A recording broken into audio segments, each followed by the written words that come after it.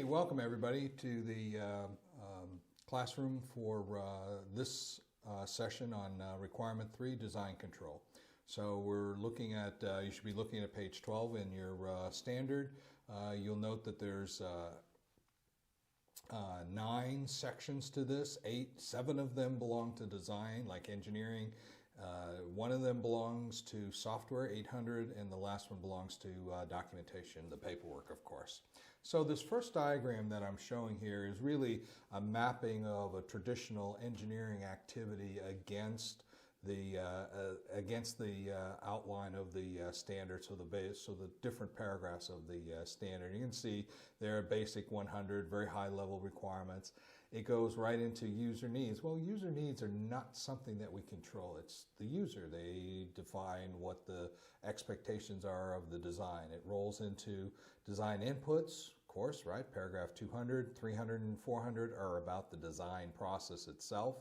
And then the outcome of the design activity, the design analysis activity, the drawings, the specifications, all those sorts of things wind up to be the output, and then the ultimately we have the product. Of course, there's checks and balances all along the way here, right? So on the upper right-hand corner, we see reviews. Those are occurring on, are required out of Design Verification 501.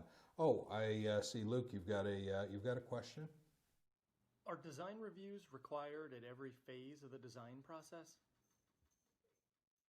Good question. The way the diagram is set up here, it would imply that, okay? But that's not necessarily the case. It really is dependent on the design verifier. The design verifier will make a decision about that, and so you have to do at least one review in the process, and where that shows up is ultimately a decision for the engineering organization. So good question, thanks.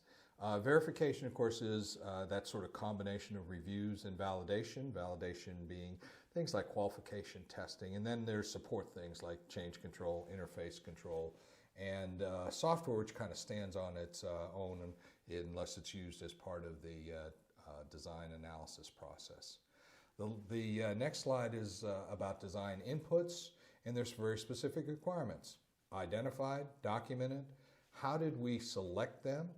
Did we, then someone has to review and approve those inputs, and simply say, oh, well, these are the inputs. Think of things like temperature, humidities, the environment, papers, research papers that are done to support the practice, and then specified in sufficient detail. So you got to have enough information so you can make a decision about the design, that somebody can actually do a verification, because we're in the verification, everything we do has to be verified and has to be done by somebody who didn't do the work. And then the last item is it's used in evaluating design changes. 5-10 years down the road, some of these plants are running 40 years. I got to know what you did as far as making your decision.